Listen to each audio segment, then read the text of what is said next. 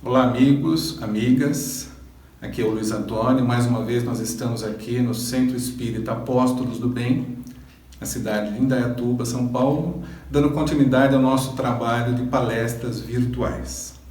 E hoje nós vamos conversar sobre um tema chamado A Casa Mental.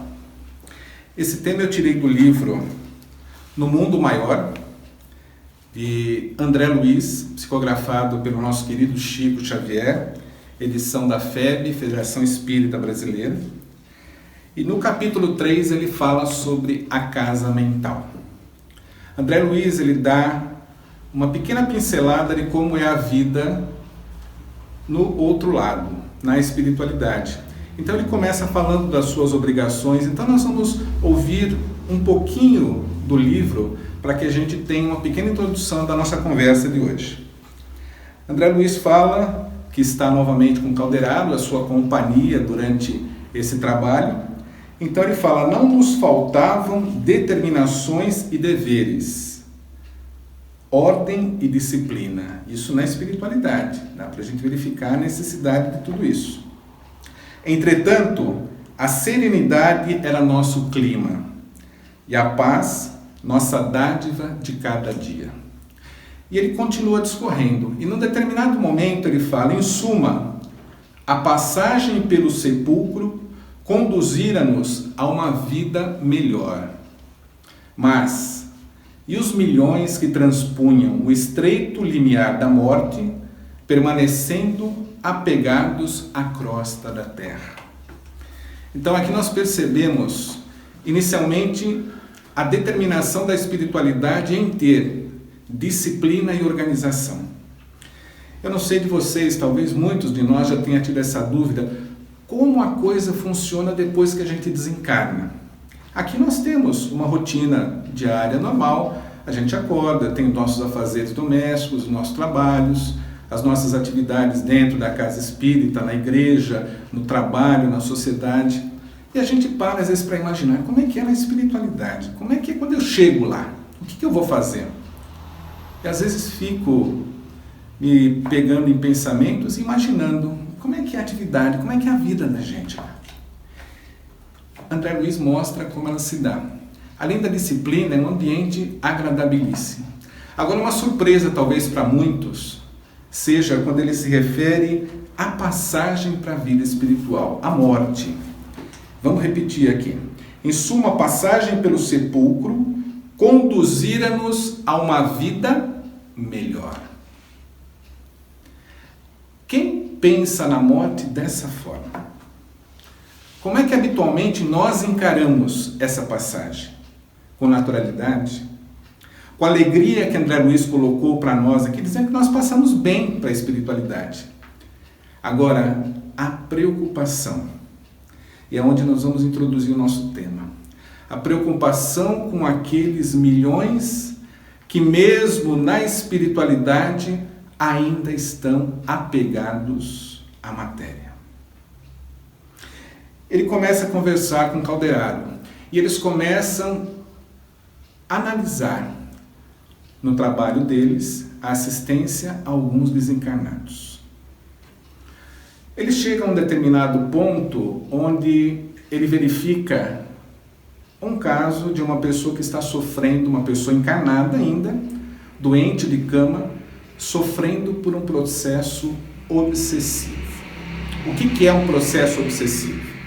É quando existe uma influência de um ser espiritual sobre um ser encarnado. Na maioria das vezes. Por que eu digo na maioria das vezes? Porque em algumas, às vezes, somos nós encarnados que estamos atrapalhando a vida de um desencarnado. Quantas vezes os obsessores somos nós? Já pensou que tristeza? A gente sempre tem a imagem de que a obsessão vem do plano espiritual para nós encarnados. No entanto, às vezes nós somos esses obsessores. Mas aqui não era o caso. Aqui André Luiz e Calderaro estão lá analisando esse caso. A pessoa acamada sofrendo as influências. E eles vão analisar o porquê daquela situação. Percebe-se ali, ele não entra no detalhamento da história, mas nos é passado que existe ali um compromisso, uma dívida, um resgate de uma parte para com a outra.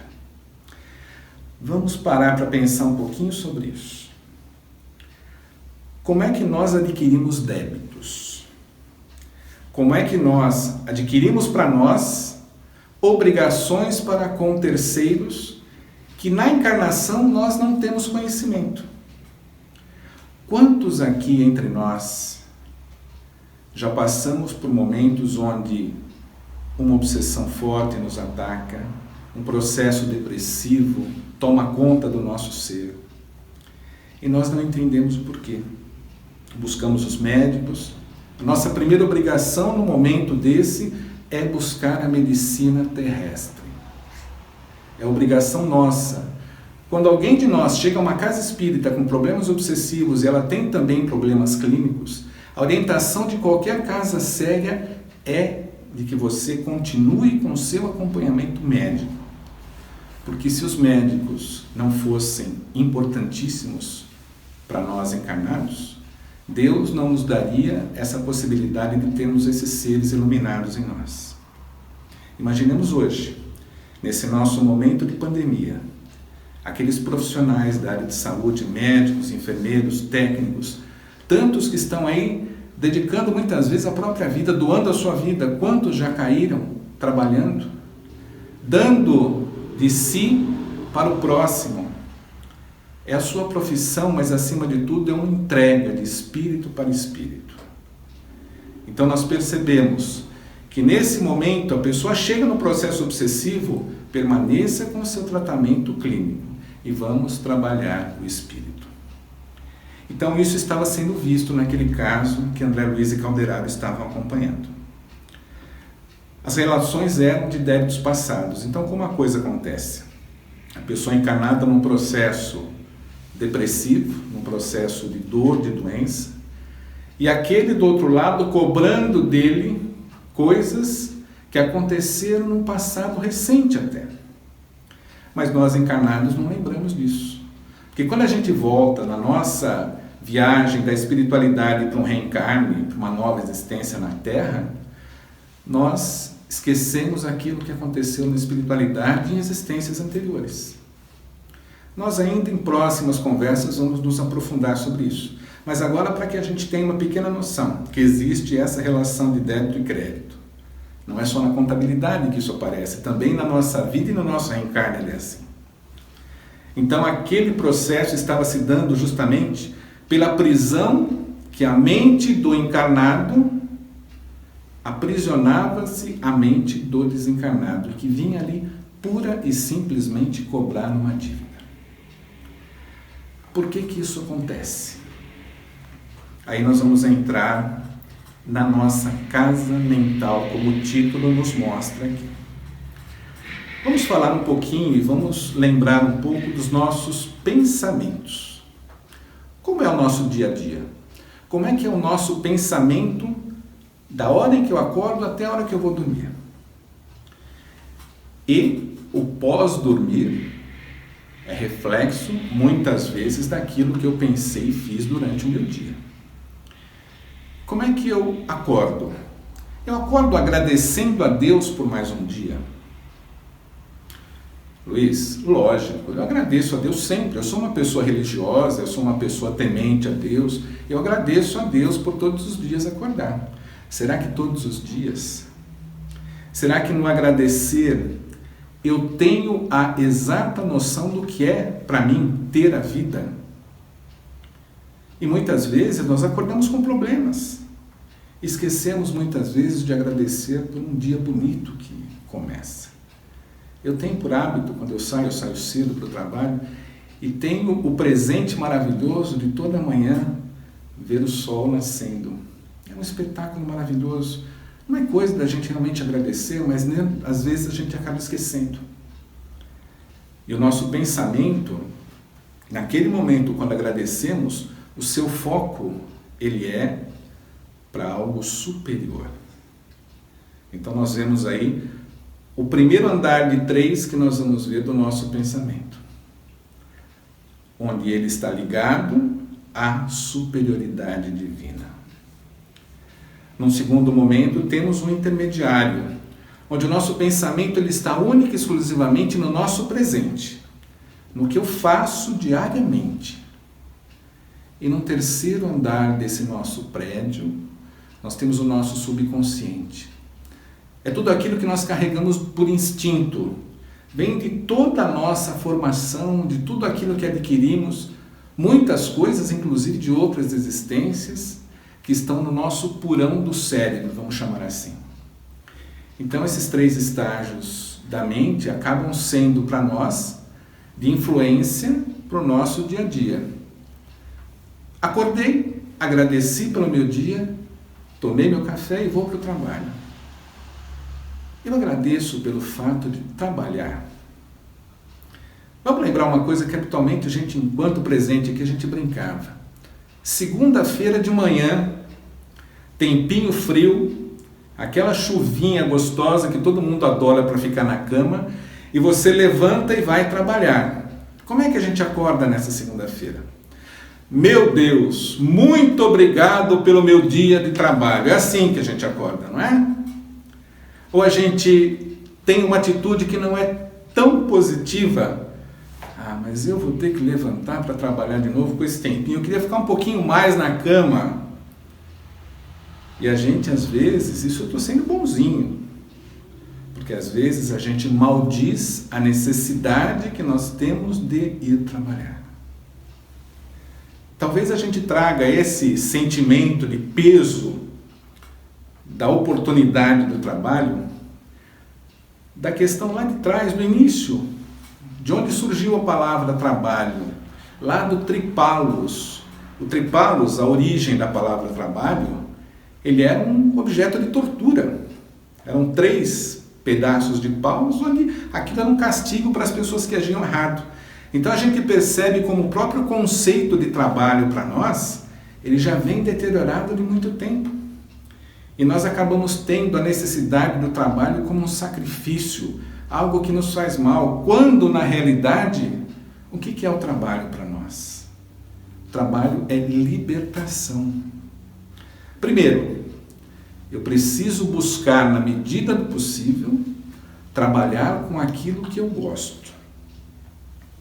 Ou, no mínimo, se eu não conseguir enveredar para a profissão que eu gosto, se eu não faço o que eu gosto, eu tenho que, no mínimo, gostar do que eu faço. Se eu não amo o meu trabalho, eu preciso desenvolver esse amor, porque aquilo é o meu ganha-pão. É o trabalho que vai me enobrecer. E o trabalho, ele pode se apresentar das mais variadas formas. Tem pessoas que já não necessitam do trabalho como a necessidade do ganho financeiro, mas ela trabalha em benefício daqueles que precisam. Quantos e quantos não trabalham em benefício do próximo? Para fazer com que uma mensagem chegue daqui até cada um de vocês que está nos assistindo hoje. Vocês não estão vendo, mas eu estou cercado por uma equipe aqui, não é da espiritualidade não, esses estão aí também, mas uma equipe que está fazendo com que esse trabalho de hoje, ele aconteça. Vocês não imaginam a alegria que eu sinto com isso. De olhar para cada rostinho aqui e ver um projeto. Ver a casa de trabalho, o Centro Espírita Apóstolos do Bem, que eu amo de paixão. Um local onde nós desenvolvemos um trabalho que toca o nosso coração e que a gente busca, na medida do possível, levar isso para o nosso próximo. E ver esse trabalho acontecendo pelo mérito de cada um dos que estão aqui hoje fazendo com que isso seja possível. Eu só estou aqui falando. O resto está estruturado. Se vocês perceberem da nossa última conversa até agora, até o nosso quadro mudou. A Marinês fez o favor de trocar o nosso cenário hoje. Nós estamos com uma tela muito bonita aqui, que é o nosso fundo. Então, quando a gente fala em trabalho, para que a gente não fuja muito do nosso assunto, quando estamos falando, nós temos que agradecer. Da mesma forma que eu agradeci a Deus pelo meu dia que se inicia, eu vou agradecer pelo trabalho que me dá o sustento da minha vida e daqueles que dependem de mim. Porque não somos só nós. Existem pessoas que estão ao nosso redor que dependem também daquilo para a sua sobrevivência. A relação com aqueles que estão à nossa volta. Nós estamos vendo que nós temos que condicionar o nosso pensamento para que a nossa casa mental esteja limpa, que ela esteja perfumada. Quando a gente limpa uma casa, quando a gente se preocupa em higienizá-la de forma adequada, ela fica com um cheirinho gostoso, aquele cheiro de casa limpa que a gente ouve em comercial de produto de limpeza, mas é verdade. A nossa casa mental, a nossa mente, o nosso cérebro, da mesma forma. De que forma a gente faz essa higienização? Com bons pensamentos. Então a minha relação dentro do meu trabalho, ela tem que ser a relação daquele que se dispõe a ser um bom cristão, a ser o homem de bem, na sua generalidade, tanto homem quanto mulher de bem. De que forma que a gente faz isso? Puxando o tapete do colega que trabalha do lado? Querendo que o nosso chefe quebre a perna e não consiga mais trabalhar para que a gente assuma o seu posto? Ou quando, na posição de chefia, de direção, eu seja um verdugo, que eu trate mal aqueles que estão sob o meu comando? Essa é a atitude do homem de bem, do bom cristão? Provavelmente não é isso que o Evangelho mostra para nós. Então essa nossa relação, ela tem que ser uma relação amistosa, uma relação fraterna. Afinal de contas, nós passamos com os nossos colegas de trabalho grande parte das horas do nosso dia. Podemos considerá-los como uma família para nós. E é tão gostoso quando você vive entre pessoas que você gosta. Então, direcionamos o nosso pensamento distanciando dos problemas que acontecem no dia a dia. Em qualquer lugar, em qualquer serviço, em qualquer função que nós desempenhemos, existem problemas. E nós precisamos visualizá-los e tratá-los de forma cristã. Muitas pessoas me perguntam, falam, mas Luiz, como é que eu amo o meu próximo? Como é que eu consigo cumprir com o mandamento que Jesus disse ser o mais importante de todos, que é o amor a Deus e ao próximo como a ti mesmo? Está aí um belo exemplo. Respeitando aqueles que trabalham comigo, que estão ao meu redor. Respeitando posições contrárias às minhas. Hoje nós vemos o ser humano nervoso, irritado, agressivo muitas vezes, porque existe alguém que tem uma posição diferente da dele. Será que esse é o nosso papel enquanto cristãos? Nós sabemos que a discordância em determinados pontos ela é natural. O conflito, muitas vezes, ele é necessário para que as coisas aconteçam. Quando tudo está muito bem, sem conflito, sem nada, existe uma grande tendência que as coisas não melhorem. Ah, está bem assim, vamos deixar, não está mexendo com ninguém, não está causando dano a ninguém. Então, muitas vezes o conflito acontece por isso. Ah, mas a gente podia mudar aqui. A gente podia tirar alguma coisa do salão, pôr para cá, tirar daqui de cima, pôr lá embaixo, tirar lá de baixo, pôr aqui em cima. E com certeza virá alguém que vai falar, não, eu não concordo com isso. E aí, através desse conflito bem direcionado, o que acontece? Nós conseguimos crescimento. Mas o que eu preciso fazer? Direcionar o meu pensamento para coisas positivas. É importante o pensamento? O que vocês acham? Pensemos, cada um de nós, vocês aí desse lado e eu aqui. Vamos refletir um pouquinho. O pensamento é importante na minha vida. Buda já dizia, o homem é aquilo que ele pensa. Olha só a filosofia tão nítida, tão bom o conceito de vida de Buda, que nós realmente somos aquilo que nós pensamos. Nós nos construímos a partir dos nossos pensamentos.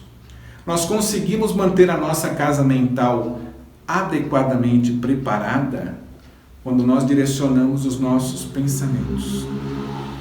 Porque os pensamentos geram os hábitos que farão com que a condução da nossa existência seja ou para o bem ou para o mal. Depende da minha escolha. E aí André Luiz continua a visita com Calderaro. E aí ele começa a analisar justamente aqueles 3 pontos que nós antecipamos do cérebro. E ele começa de uma forma surpreendente a verificar, ao analisar aquele que está ali naquele momento, de que o cérebro, tanto do encarnado quanto do desencarnado, ele não é tão diferente. Por quê?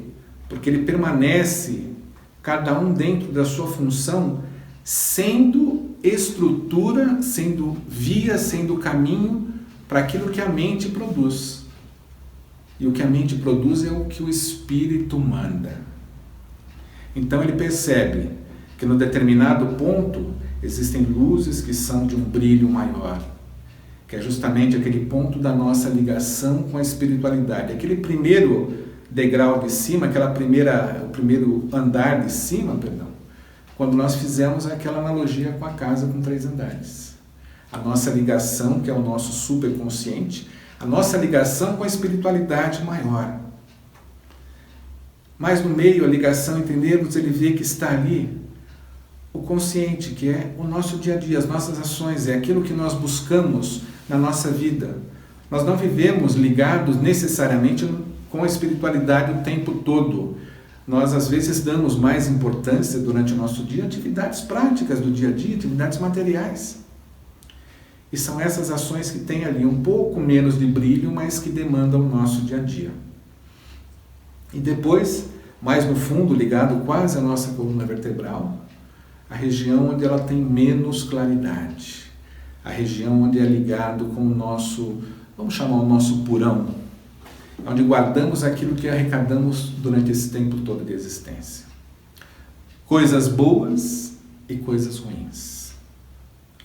Quando eu começo uma limpeza na casa, eu vou achar muita sujeira, não vou? Se eu sou daquele tipo que durante anos as sujeiras que eu colhi de casa eu escondo embaixo do tapete, no momento em que eu decidir fazer uma faxina de verdade, eu vou encontrar muita sujeira, vai ser difícil limpar. São esses momentos onde nós nos encontramos com os processos perturbadores da nossa vida. Mas essa limpeza tem que ser feita. E nós encaramos. E a limpeza só é feita em nós quando nós mudamos o nosso conceito de pensamento e de vida. Aí a coisa começa a se melhorar. Então nós vamos analisar a necessidade para manter a nossa casa mental em ordem, a necessidade principal de mudarmos o nosso pensamento. Simples? Não é simples. As pessoas às vezes acham, mas ele vai vir aqui e vai trazer uma solução para a minha vida. Eu vou ouvir essa palestra hoje e vai resolver todos os meus problemas. De forma alguma. O que nós trazemos aqui, na sua grande parte, trazido pela espiritualidade amiga, são conceitos de Jesus, conceitos do Cristo, que fazem com que nós nos fortaleçamos e resolvamos os nossos problemas. Alguém por acaso vai resolver o problema da gente? De jeito algum. Quem tem que resolver isso? Somos nós. Afinal de contas, quem gerou, quem causou os problemas? E aí a gente para e pensa, existem vítimas? Não existem vítimas. Todos nós, com tudo que passamos na vida, nós somos frutos daquilo que nós mesmos criamos. Como é que fala o Buda? Somos aquilo que pensamos. Exatamente isso. Porque o que nós pensamos vem do fundo, vem da construção de tudo aquilo que nós fizemos nas inúmeras encarnações que nós trouxemos nessa vida toda. São centenas, milhares, centenas de milhares de anos que nós carregamos como se fosse uma mala de viagem. E temos que fazer com que ela esteja bem arrumada sempre. Porque o momento da partida a gente nunca sabe. Agora, para que a gente esteja, como André Luiz falou para nós, no momento de desencarne, em que aquilo seja para nós positivo, que nós nos encontremos do outro lado da vida e achemos a oportunidade do trabalho, a relação com aqueles que já partiram antes de nós e que vieram nos recepcionar de uma forma calorosa, amorosa, fraterna, nós temos que nos esforçar para sermos merecedores dessa realidade. Nós já não temos mais o direito de não sermos bons, de não evoluirmos. Nós temos tudo ao nosso redor que mostra a necessidade de evolução. Que a gente possa fazer bom uso de tudo isso. Obrigado a todos. Que nós possamos nos manter com a nossa mente sempre elevada e voltada ao Pai Altíssimo. Nós vamos então, nesse momento, agradecer a espiritualidade amiga, agradecer a Deus, nosso Pai Criador, por mais esta oportunidade. Agradecer a Jesus, nosso grande Mestre, irmão maior. Aos nossos mentores, anjos de guarda, espíritos amigos, que se desdobram no trabalho de proteção, de orientação a cada um de nós aqui presentes. Pai bendito, protege a cada um que nesse momento nos ouve. Leva, Pai, um brilho de luz a cada lar que nesse momento está ligado a essa apresentação da noite. Fortalece e ilumina cada casa mental de cada ser que está ligado conosco neste momento, para que dessa forma consigamos ser melhores a cada dia que nós passamos e que possamos fazer isso a todos aqueles que estão ao nosso redor nessa jornada conosco. Despeça-nos em paz, Senhor, e que assim seja. Graças a Deus. Obrigado a todos. Fiquem na paz do Senhor.